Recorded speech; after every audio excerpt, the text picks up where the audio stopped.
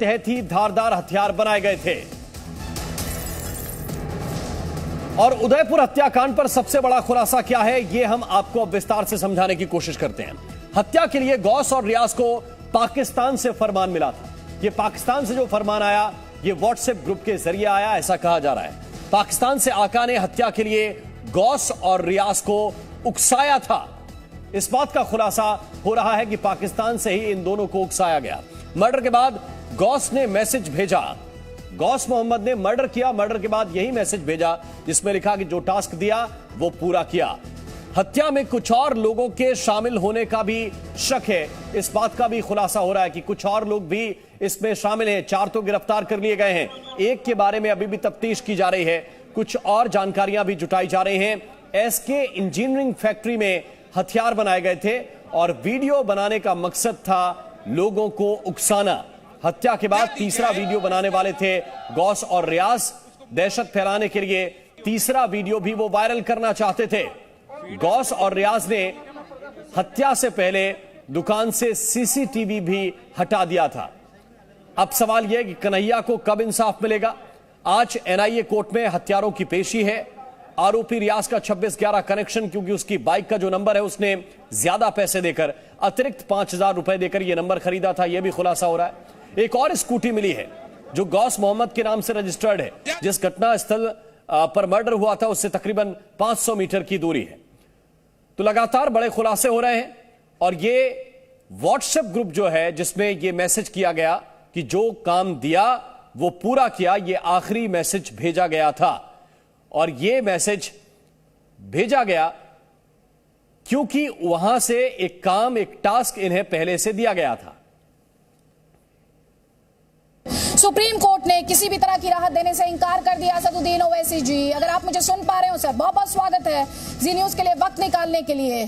तो अगर supreme court में आज जो कुछ हुआ उसके हाइलाइट्स की बात करूं तो किसी भी राहत से इंकार कर दिया। देश की सर्वोच्च अदालत ने तल्ख टिप्पणी की, यहां तक कहा जो उदयपुर में हुआ उसके लिए नुपुर शर्मा जिम्मेवार हैं, उनकी जिम्मेदारी तय की, लोगों की भावनाओं को भड़काने की बात कही। आपका रिएक्शन?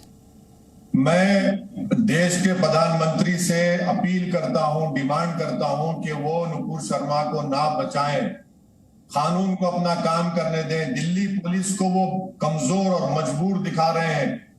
आज जो सुप्रीम कोर्ट के ऑनरेबल जज साहब ने कहा, मैं देश के प्रधानमंत्री से डिमांड करता हूं, नुपुर शर्मा को आपने सस्पेंड किया, वो पनिशमेंट नहीं है। नुपुर शर्मा भाजपा की एनईसी की मेंबर है। कल हैदराबाद में एनईसी में क्या उनको दावत दी गई आने के लिए? क्या वो डिस्कस करेंगी अपनी बातों को? तो देश के प्रधानमंत्री से हम अपील कर रहे हैं कि क्योंकि दिल्ली का law and order union government में आता है, इसलिए नुपुर शर्मा को गिरफ्तार होना चाहिए और कानून के मुताबिक उन पर एक्शन लिया जाना चाहिए। आप कह रहे हैं कानून के मुताबिक उन पर एक्शन लिया जाना चाहिए। तो जिस बात को लेकर वो सुप्रीम कोर्ट गई, उन्होंने कहा जो अलग अलग राज्यों में मेरे खिलाफ एफआईआर है, दिल्ली ट्रांसफर कर दी जाए। तो आपने कहा प्रधानमंत्री को ये करना चाहिए, वो करना चाहिए। मैं आपसे ये कह रही हूं, जब अलग अलग राज्यों में एफआईआर है, आप खुद बैरिस्टर है, एक्शन लेने का काम तो पुलिस का है ना सर? तो मैडम आप तो पुलिस को अरेस्ट नहीं करने दे रहे ना। जब अरेस्ट हो जाएंगे आप तो पूरे एफआईआर, जब ट्रायल शुरू होगा वो पूरे एफआईआर एक जगह पे आ जाएंगे। आप तो अरेस्ट ही नहीं करने दे रहे। देखिए मिसाल देता हूं आपको, 2018 का जुबैर का ट्वीट, 2021 का ट्विटर हैंडल जो आज कंप्लेन करता है, जो गायब हो गया, आज जुबैर को गिरफ्तार कर लिया। तो नुपुर शर्मा के आसमान से आई है क्या? पकड़िए ना, गिरफ्तार, कानून को अपना काम करने दीजिए। आप नहीं करने दे रहे। अच्छा, और एक बात सुनिए, कल गुड़गांव में आरएसएस बैक ऑर्गेनाइजेशन ने प्रॉफेट मोहम्मद सल्लल्लाहु अलैहि वसल्लम के बारे में प्रोसेशन निकाला पुलिस परमिशन से, और पुलिस के सामने अनाप शनाप बका प्रॉफेट मोहम्मद के बारे में। मैं आपको वीडियो भिजाता हूं आपके व्हाट्सएप के नंबर पर, देख लीजिए आप क्या हो रहा है। मैडम ये पुलिस की मौजूदगी में गाली दी जाती है, क्यों हो रहा है मैडम ये? आप क्यों इजाजत दे रहे हैं? पुलिस, गुड़गांव की पुलिस अरेस्ट नहीं करेगी उनको? उनका घर को रोटी तोड़ना छोड़िए, उनको तो सामने ठहर के गाली दे रहे हैं अनाप शनाप, प्रॉफेट मोहम्मद को गाली दे रहे हैं। आप वीडियो भेजने की बात कर रहे हैं असदुद्दीन ओवैसी जी। सबसे पहले तो आपने कहा नुपुर शर्मा को बचाया जा रहा है। मैं आपसे समझती हूं नुपुर शर्मा को कौन, आपने प्रधानमंत्री का नाम लिया अभी थोड़ी देर पहले, लेकिन फिर भी दर्शकों को और क्लैरिटी मिलेगी जिन्होंने ये ब्रॉडकास्ट ज्वाइन किया और इस वक्त आपको जी न्यूज पर सुन रहे हो और समझने की कोशिश कर रहे हैं। कौन बचा रहा है नुपुर शर्मा को? और फिर मेरा सवाल वही है, अलग अलग राज्यों में एफआईआर, हर जगह तो बीजेपी की सरकार है नहीं, महाराष्ट्र में भी थी एफआईआर, वेस्ट बंगाल में भी एफआईआर, यहाँ ये तो नॉन बीजेपी शासित राज्य है, तो वहां की पुलिस की जवाबदेही है, राज्य सरकार के अंडर में पुलिस आती है, तो वहां की पार्टियों की अकाउंटेबिलिटी उसमें क्यों नहीं फिक्स करते आप? मैडम, आप तो दिल्ली में नुपुर शर्मा को छुपा दिए है ना। नुपुर शर्मा के वेयरअबाउट्स किसी को मालूम ही नहीं है। महाराष्ट्र की पुलिस गई थी 41 सीआरपीसी नोटिस देने, वो गायब है ही नहीं ना कहीं भी। वो आपकी पार्टी की नेशनल स्पोक्स पर्सन है, एनईसी की मेंबर है, दिल्ली का लॉ एंड ऑर्डर देश के यूनियन गवर्नमेंट के मातहत आता है। आप ही तो बचा के रख रहे हैं। देश के प्रधानमंत्री से हम प्लीज डिमांड और अपील कर रहे हैं कि सर आप समझिए इस बात को, आप जो कर रहे हैं गलत है। आप देश के 20 करोड़ मुसलमानों के 130 करोड़ जनता के प्रधानमंत्री हैं। आप मेरे प्रधानमंत्री हैं। हम आपके आइडियोलॉजिकली खिलाफ थे और रहेंगे जिंदगी भर, मगर आप एक नुपुर शर्मा आपके लिए इतनी महबूब क्यों है कि हम आपके लिए महबूब नहीं है? नहीं, लेकिन आप जब ये आरोप लगाते हैं सर, देखिए पुलिस का काम अरेस्ट करना, प्रधानमंत्री तो जाकर अरेस्ट करते नहीं है, होम मिनिस्टर तो जाकर अरेस्ट करते नहीं है। मैडम एक मिनट, आज आपने सुप्रीम कोर्ट के ऑब्जर्वेशंस का जिक्र किया। ऑनरेबल जज साहब ने यह नहीं कहा कि नुपुर शर्मा के कंप्लेन पर किसी को अरेस्ट कर दिया गया, नहीं कहा उन्होंने। ये दिल्ली पुलिस के बारे में नहीं कहा उन्होंने। अब मैडम देखिए, दिल्ली पुलिस की क्रेडिबिलिटी, उनकी छवि उसमें बहुत मुतासिर हो रही है। कभी पुलिस की क्रेडिबिलिटी, उनका इकबाल कम नहीं होना चाहिए, मगर इस मामले में तो बिल्कुल उनका इकबाल कम हो गया। वो कंप्लीट बायस्ड हैं।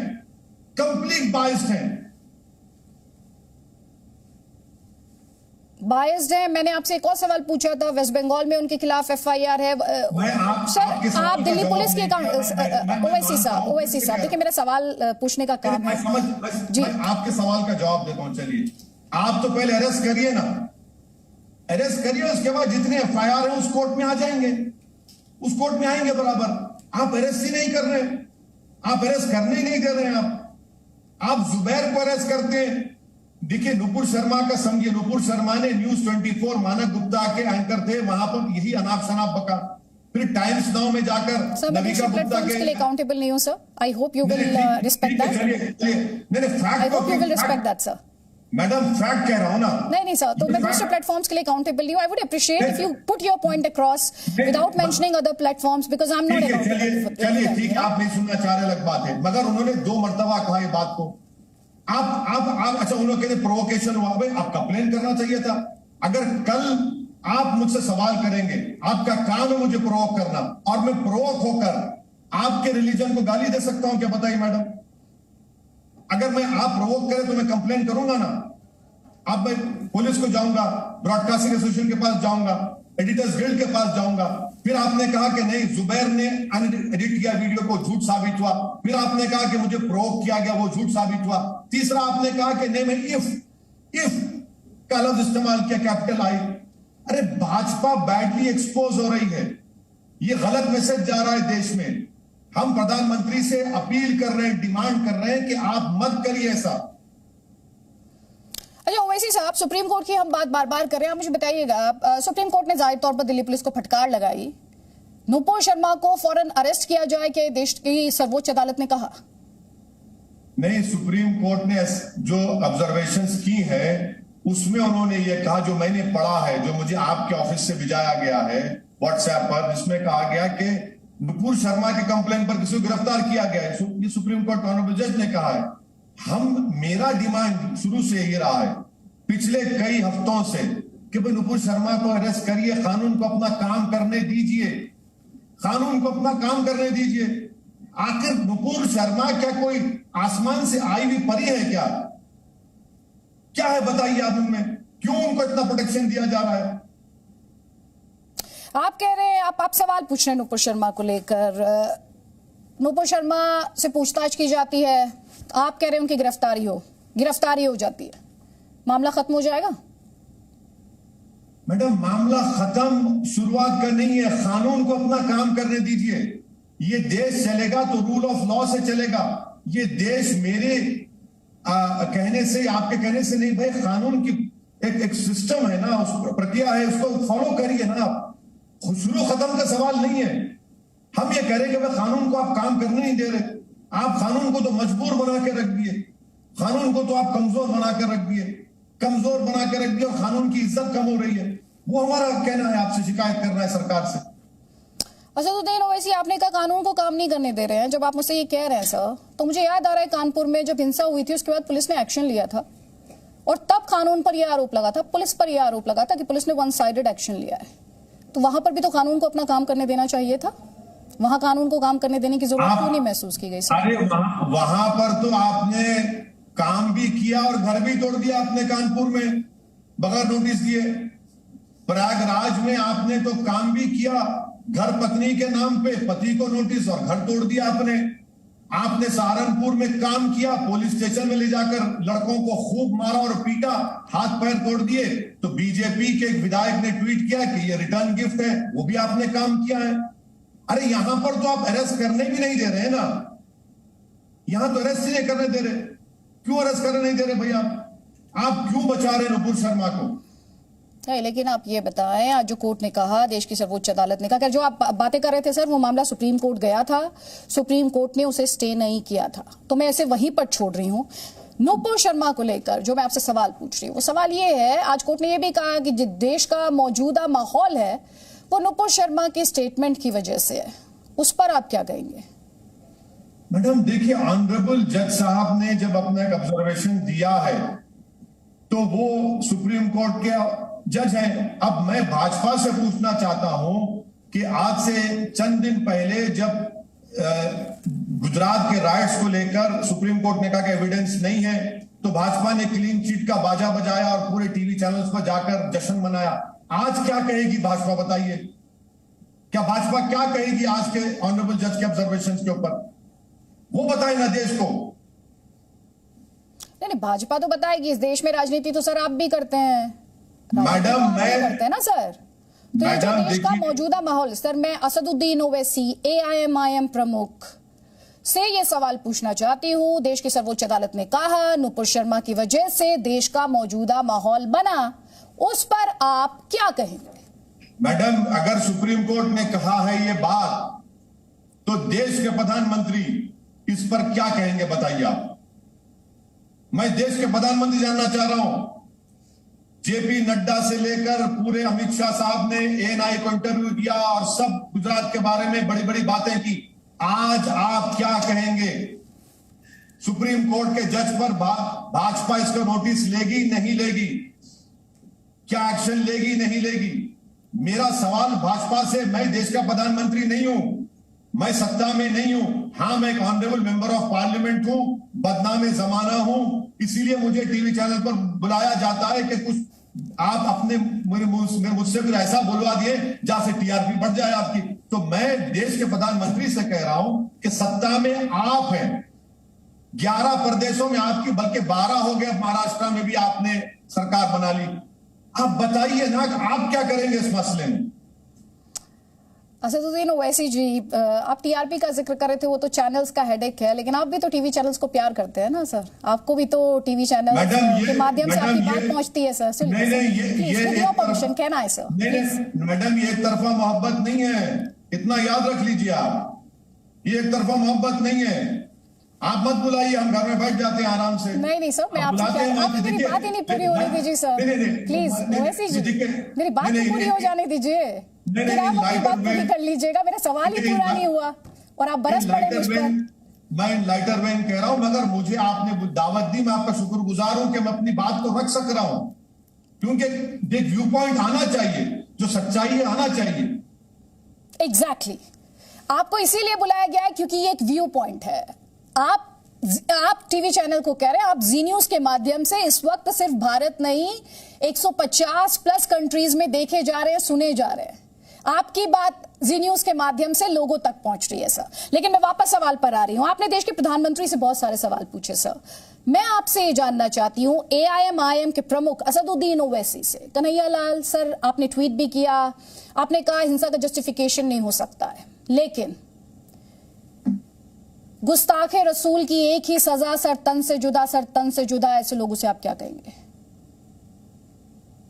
मैडम, जो उदयपुर का जो वाकया हुआ है उस पर मुस्लिम समाज के देवबंदी, बरेलवी, सूफी, अहले सुन्नत, अहले हदीस, शिया, all India Muslim personal law board, Jamiat Ulama की दोनों ऑर्गेनाइजेशन, मौलाना महमूद मदनी साहब के और मौलाना अरशद मदनी साहब की, सब ने एक आवाज में उसका कंडेम किया है, उसको क्राइम कहा है और सब ने कहा है कि किसी को भी अख्तियार नहीं है कि कानून को अपने हाथ में लिया जाना चाहिए। ये एक तरफा अब एक ही सांस में सबने क्लैरिटी लाई और कंडेम किया है उसको उदयपुर के हद तक। अब मैं आपसे गुजारिश कर रहा हूं कि उदयपुर में जो हत्या हुई वो लोग रेडिकलाइज हैं। उदयपुर में आज से चंद साल पहले एक अफरोजुल नामी लड़के को जो वेस्ट बंगाल का लेबरर था उसको भी वीडियो बनाकर उसको इसी तरह हत्या करके उस जिस्म को जला दिया गया था। वीडियो बनाया गया था पीलू खान का, वीडियो बनाया गया था रकबर का, वीडियो बनाया गया था तबरेज का, रांची में और झारखंड में जो हुआ। ये सब रेडिकलाइज लोग हैं मैडम। ये रेडिकलाइजेशन कैसे कंट्रोल होगा? रेडिकलाइजेशन के ऊपर बड़ी डिबेट हो सकती है, मगर एक चीज है, आप रूल ऑफ लॉ को बिजली की तरह इस्तेमाल करिए, सेलेक्टिव कानून को इस्तेमाल मत करिए खुदा के लिए। जो उदयपुर में हुआ कंडेमनेबल है, वो कंडेमनेबल है, उस पर कोई जस्टिफिकेशन नहीं, विदाउट इफ्स एंड बट्स। वो नहीं करना चाहिए था, उनको कोई अख्तियार नहीं है। तो सेलेक्टिव कौन है सर? सेलेक्टिव सरकार है ना मैडम, सिलेक्टिव सरकार है ना मैडम। आपको मैं कह रहा हूं, कल गुड़गांव में एक जुलूस निकलता है प्रोसेशन, पुलिस के प्रोटेक्शन में, पुलिस की मौजूदगी में। प्रॉफिट मोहम्मद सल्लल्लाहु अलैहि वसल्लम के बारे में आने में बयान भी नहीं कर सकता। सुन के हमको तकलीफ हो रही है, भाई पुलिस की प्रोटेक्शन में कैसा नाप शनाप बक रहे प्रॉफिट मोहम्मद के बारे में। आप उदयपुर की हत्या की मजम्मत करिए, कंडेम करिए, निंदा करिए, मारने वालों को कंडेम करिए, मगर आप प्रॉफिट मोहम्मद सल्लल्लाहु अलैहि वसल्लम को आप गाली दे रहे हैं, तो आप तो उन हत्या करने वालों को और ताकत दे रहे हैं आप। थैंक यू, बहुत बहुत शुक्रिया असदुद्दीन ओवैसी। जी न्यूज के लिए वक्त निकालने के लिए। हम जल्द लौट रहे हैं, आप रहिए हमारे साथ और देखते रहिए जी न्यूज। सर आप बार बार मैं आपसे दो सवाल पूछूंगी वीडियो परमिशन। आपकी परमिशन से दो सवाल। ठीक है जी, वक्त जाया नहीं करते हैं, चलिए वक्त जाया नहीं ठीक वक्त जाया नहीं करते हैं, आप मेरे सवाल ले लें। नुपुर शर्मा और उदयपुर, ये दोनों मामले आपके सामने हैं, ये समाधान क्या है? रेडिकलाइजेशन, आपने खुद रेडिकलाइजेशन की बात की, क्या उसे खाद पानी हिंदू मुस्लिम की सियासत नहीं देती है? मैडम, वो रेडिकलाइजेशन इसलिए हो रहा है क्योंकि जो लोग सत्ता में हैं वो आंख बंद कर लेते हैं। अगर आप मेरी बात सुनिए, जो उदयपुर में हुआ, अगर राजस्थान की पुलिस चौकस होती तो आज कन्हैया लाल जिंदा रहते। उनको थ्रेट दिया गया, उन्होंने कंप्लेन दिया, आप तो पकड़ना चाहिए था उन लोगों को। हैदराबाद में नुपुर शर्मा को जान से मारने की धमकी दी गई थी। तेलंगाना के चीफ मिनिस्टर के चंद्रशेखर राव की सरकार ने उस शख्स को पकड़ा, अटेम्प्ट टू मर्डर और थ्रेटनिंग का केस लगाकर जेल को भिजाया, जेल में सड़ना पड़ा, उसको सबक सिखा दिया गया उसको। अब आप दूसरा रेगुलेशन ये है कि धर्म संसद होता है, आप पकड़ते नहीं, सुप्रीम कोर्ट जाते जब पकड़ते। मैं आपसे सोल्यूशन की बात करूंगी, मुझे पता है आपको जाना है। मैं आपसे ये कह रही हूं, जो एलिमेंट्स रेडिकलाइज हो रहे हैं और आप अपनी कम्युनिटी के लिए एक बुलंद आवाज है, आज आप आएंगे, आप कहेंगे कि रेडिकलाइजेशन नहीं होना चाहिए, रूल ऑफ लॉ जिसका जिक्र आप अभी नुपुर शर्मा के लिए कर रहे थे, आप कहेंगे कि इस देश में रूल ऑफ लॉ है, उसमें यकीन कीजिए और इसे छोड़िए ये रेडिकलाइजेशन का रास्ता। आप क्या कहेंगे? एक काम कर लेते हैं, देश के प्रधानमंत्री को हिंदुओं के रेडिकलाइजेशन के बारे में और ओवैसी को मुस्लिम रेडिकलाइजेशन के बारे में एक मीटिंग बुला लो, बोलिए, चलिए हम बैठ के बात करते हैं, कंडेम करते हैं उसको। कोई कम्युनिटी रेडिकलाइज नहीं चाहिए, चाहे किसी समुदाय के हो। रेडिकलाइज होंगे तो देश को खतरा है, किसी समुदाय के लोग होंगे, देश के रूल ऑफ लॉ को खतरा है, देश की सिक्योरिटी को खतरा है, चाहे किसी और रेडिकलाइजेशन से मुसलमानों में नहीं हो रहा है। आप समझिए हमारी बात को। मैं आपके प्रोग्राम में, आपने मुझे आपके कॉन्क्लेव में बुलाया था, मैंने आपसे कहा था कि जेनोसाइड की राह पर इस देश जा रहा है, आप यकीन नहीं किए मुझे।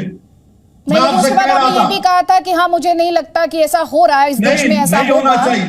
जी, मैडम नहीं मैं होना ये कह रही हूँ, आपने चाहिए। बहुत अच्छी बात की ओवैसी साहब, बहुत अच्छी आपने बात की है। मैं कह रही हूँ रेडिकलाइजेशन, आपने कहा कि इस देश में लोगों को समझना होगा। मैं कह रही हूँ रेडिकलाइजेशन किसी भी साइड हो गलत है, मैं एक भारतीय होने के नाते सोचती हूँ। आप मुझे ये बताइए, आज इस प्लेटफॉर्म के माध्यम से आप कहते हैं दोनों कम्युनिटी साथ आके बैठेंगी, तो उस कम्युनिकेशन को, उस डायलॉग को असदुद्दीन ओवैसी लीड करेंगे, कहते हैं आज आप जी न्यूज के मंच से। मैं देश के प्रधानमंत्री से रिक्वेस्ट कर रहा हूं कि नेशनल इंटीग्रेशन काउंसिल की फौरन मीटिंग बुलाई जाए, प्लीज बुलाइए, इसमें इस बार बात करेंगे। मैं रेडिकलाइजेशन के खिलाफ हूं मैडम, मैं तो एक पॉलिटिकल वॉइस हूं। मैं इन रेडिकलाइजेशन को खत्म करने के लिए देश के कोने कोने में जाकर अपनी पार्टी को फैलाता हूं। इलेक्शन नहीं सर, लेकिन वहां जाकर तो आप मुसलमानों की बात करने लगते हैं ना सर। आप भारतीय नेता नहीं, आप मुसलमानों के नेता बनने की बात करने लगते हैं। देखिए, मुसलमान भी इस देश के नागरिक है नहीं है सर, हम सब भारतीय हैं ना। अरे भारतीय तो मुसलमानों की पॉलिटिकल वॉइस की जरूरत नहीं है। भारत की पार्लियामेंट में सिर्फ 4% एमपी होंगे और हर समाज का एक एक रिप्रेजेंटेशन उनका आबादी के लिहाज से सबका बराबर है। किसका रिप्रेजेंटेशन नहीं है? सर, आप खुद बैरिस्टर हैं, आप जो दलील दे रहे हैं, ऐसे कैसे धर्म आधारित राजनीति खत्म होगी सर? आप मुझे पूरा यकीन है, आप भी चाहते होंगे कि धर्म आधारित राजनीति खत्म हो, इंडियन एम्पावर हो, हिंदू मुस्लिम के तौर पर नहीं, इंडियन के तौर पर। वो सब सही है, मगर जब बीजेपी उत्तर प्रदेश के चुनाव में अपने प्रत्याशियों की लिस्ट जारी की तो जी टीवी पर नहीं कहा गया था कि फुला विधानसभा पे ये नाम उसकी जात ये, फुला बिरादरी इसका नाम ये, वो ओबीसी है, वो एससी है, एससी में कौन सी कम्युनिटी का है, वो आप क्यों कह रहे हैं वो अलग कर रहे हैं? फिर आप जो कर रहे हैं वो सही कैसे होगा सर? सही नहीं है। देश के लिए रेडिकलाइजेशन खतरा है और रेडिकलाइजेशन हर समाज में हो रहा है और सबसे ज्यादा वो लोग कर रहे हैं जिनको सरकार का प्रोटेक्शन है। अब मुझे इजाजत दीजिए मैडम, प्लीज, मुझे जाना है 750 किलोमीटर मध्य प्रदेश में, फिर आएंगे। थैंक यू असदुद्दीन ओवैसी जी, मुझे पूरी उम्मीद है आप जाएंगे युवाओं के बीच तो भारत की बात करेंगे, भारतीयों की बात करेंगे, और ये जो रेडिकलाइजेशन का चैलेंज है आप उसे चुनौती पेश करेंगे। वो ही करते आ रहे हैं, आप नहीं समझ रहे तो मैं क्या करूं। Thank you madam. Thank you Asaduddin Owaisi ji. अगर आप मुझे सुन पा रहे हो सर, बहुत बहुत स्वागत है जी न्यूज के लिए वक्त निकालने के लिए। तो अगर सुप्रीम कोर्ट में आज जो कुछ हुआ उसके हाइलाइट्स की बात करूं तो किसी भी राहत से इनकार कर दिया देश की सर्वोच्च अदालत ने, तल्ख टिप्पणी की, यहां तक कहा जो उदयपुर में हुआ उसके लिए नुपुर शर्मा जिम्मेवार हैं, उनकी जिम्मेदारी तय की, लोगों की भावनाओं को भड़काने की बात कही। आपका रिएक्शन? मैं देश के प्रधानमंत्री से अपील करता हूं, डिमांड करता हूं कि वो नुपुर शर्मा को ना बचाएं, कानून को अपना काम करने दें। दिल्ली पुलिस को वो कमजोर और मजबूर दिखा रहे हैं। आज जो सुप्रीम कोर्ट के ऑनरेबल जज साहब ने कहा, मैं देश के प्रधानमंत्री से डिमांड करता हूं, नुपुर शर्मा को आपने सस्पेंड किया, वो पनिशमेंट नहीं है। नुपुर शर्मा भाजपा की एनईसी की मेंबर है, कल हैदराबाद में एनईसी में क्या उनको दावत दी गई आने के लिए? क्या वो डिस्कस करेंगी अपनी बातों को?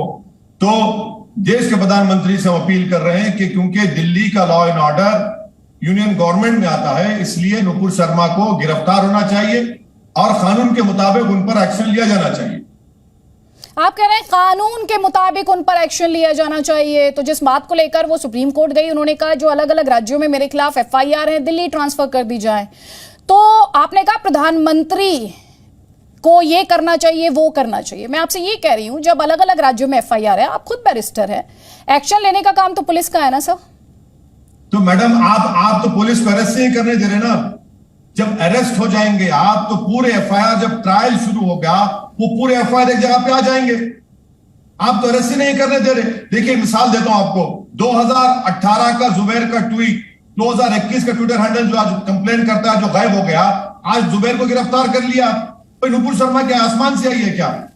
पकड़िए ना, गिरफ्तार, कानून को अपना काम करने दीजिए।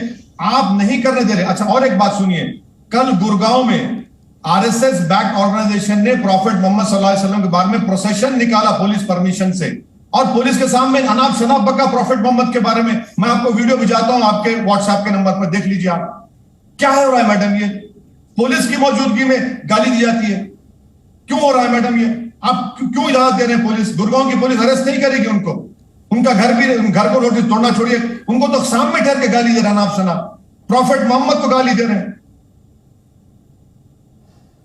आप वीडियो भेजने की बात कर रहे हैं असदुद्दीन ओवैसी जी।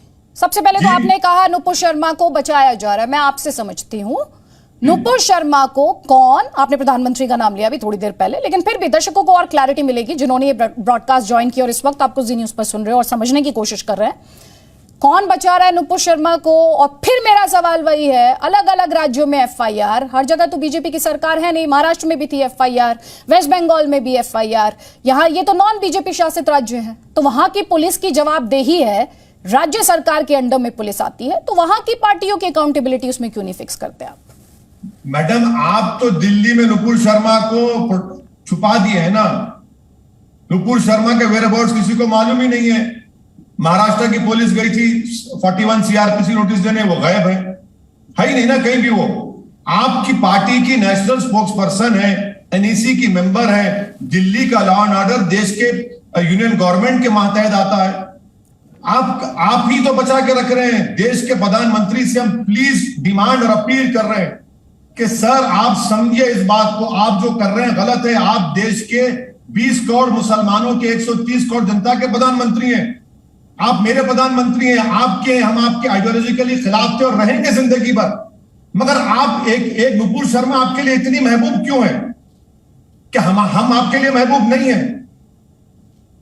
नहीं, लेकिन आप जब ये आरोप लगाते हैं सर, देखिए पुलिस का काम अरेस्ट करना, प्रधानमंत्री तो जाकर अरेस्ट करते नहीं है, होम मिनिस्टर तो जाकर अरेस्ट करते नहीं है। मैडम एक मिनट, आज आपने सुप्रीम कोर्ट के ऑब्जर्वेशंस का जिक्र किया। ऑनरेबल जज साहब ने यह नहीं कहा कि नुपुर शर्मा के कंप्लेन पर किसी को अरेस्ट कर दिया गया, नहीं कहा उन्होंने। ये दिल्ली पुलिस के बारे में नहीं कहा उन्होंने। अब मैडम देखिए, दिल्ली पुलिस की क्रेडिबिलिटी, उनकी छवि उसमें बहुत मुतासिर हो रही है। कभी पुलिस की क्रेडिबिलिटी, उनका इकबाल कम नहीं होना चाहिए, मगर इस मामले में तो बिल्कुल उनका इकबाल कम हो गया। वो कंप्लीट बायस्ड हैं।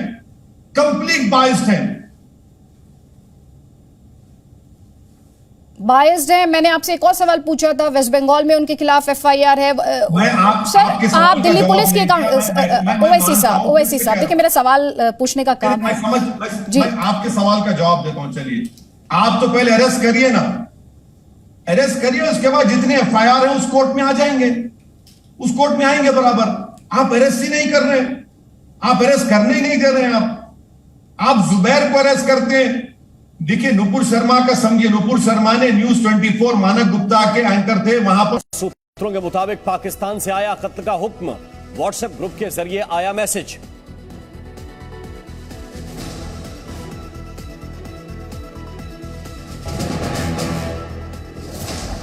कन्हैयालाल हत्याकांड के विरोध में राजस्थान समेत देश के कई इलाकों में बंद।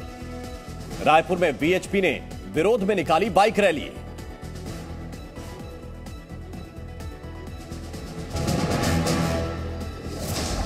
महाराष्ट्र के सीएम शिंदे को उद्धव ठाकरे ने शिवसेना से किया निष्कासित। जी न्यूज से बोले शिंदे, ये बगावत नहीं, अस्तित्व की लड़ाई। ये अस्तित्व की लड़ाई है। शिवसेना नेता संजय राउत का बागियों पर निशाना, कहा मेरे पास भी था गुवाहाटी जाने का ऑफर, मैंने बाला साहेब के विचारों से समझौता नहीं किया। शिवसेना में गेलो आणि 10 तासानंतर बाहेर आलो। हैदराबाद में बीजेपी कार्यकारिणी की 2 दिन की बैठक, पार्टी अध्यक्ष जेपी नड्डा समेत कई बड़े नेता शामिल।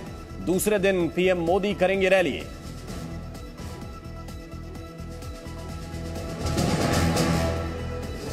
मणिपुर के नोनी में लैंडस्लाइड, मरने वालों की संख्या 81 पहुंची, 21 लोगों को बचाया गया, 18 लोगों के शव बरामद।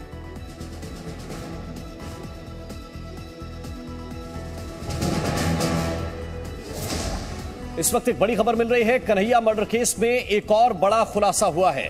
गौस और रियाज जिन्होंने कन्हैया की हत्या की थी, उनको पाकिस्तान में बैठे उनके आका ने हत्या का आदेश दिया था। सूत्रों के मुताबिक हत्या के बाद व्हाट्सएप ग्रुप में एक मैसेज किया गया था और इस मैसेज में लिखा था, जो टास्क दिया वो पूरा किया। इस व्हाट्सएप ग्रुप में पाकिस्तान के कुछ लोग भी शामिल थे। सूत्रों के मुताबिक पाकिस्तान में बैठे अपने आका के कहने पर हत्यारों ने भारी भरकम तेजधार हथियार भी बनवाए थे, ताकि एक झटके में सिर धड़ से अलग किया जा सके। पाकिस्तान से ऑर्डर आया, पाकिस्तान से हत्या का आदेश आया, ये सूत्र बता रहे हैं। व्हाट्सएप ग्रुप में कत्ल के बाद एक मैसेज किया गया और इस मैसेज में लिखा गया था कि जो टास्क दिया वो पूरा किया। इस व्हाट्सएप ग्रुप में कुछ पाकिस्तानी शामिल हैं और प्लानिंग के तहत ही धारदार हथियार बनवाए गए थे, यह भी खुलासा हो रहा है। करैया मर्डर में एक सोची समझी रणनीति और साजिश के तहत यह पूरी प्लानिंग की गई थी। पाकिस्तान से हत्या का आदेश मिला। जानकारी यह मिल रही है कि पाकिस्तान से इस तरह की बातें कही जा रही थी, उन हैंडलर्स के द्वारा उकसाया जा रहा था। तो उदयपुर हत्याकांड में सबसे अहम खुलासा क्या है, यह आपको हम बताते हैं। खुलासा नंबर 1, पहली बात तो यह कि गौस रियाज को पाकिस्तान से हत्या के फरमान मिले। दूसरी बात, हत्या के लिए दोनों को उकसाया गया, बार बार उकसाया गया पाकिस्तान से। खुलासा नंबर 3 क्या है? खुलासा नंबर 3 यह है कि गौस का मैसेज, जो टास्क दिया वो पूरा किया। गौस ने पहले मर्डर किया और मर्डर के बाद उसी व्हाट्सएप ग्रुप में यह मैसेज करता है गौस कि जो टास्क दिया गया था वो पूरा हो गया और हत्या में कुछ और लोग शामिल थे। एक खुलासा यह भी है कि कुछ और लोग भी इस हत्याकांड में शामिल थे। पांचवा खुलासा क्या है? खुलासा नंबर 5 यह है कि गौस को धारदार हथियार बनाने के लिए कहा गया था कि धारदार हथियार बना लो, और इसकी वजह यह है कि एक झटके में ही सिर धड़ से अलग किया जा सके। फिर क्या हुआ? एक एसके इंजीनियरिंग जगह है, एक शॉप है जिसमें ये हथियार बनाए गए, इस बात का भी खुलासा हो गया है। खुलासा नंबर 7 क्या है?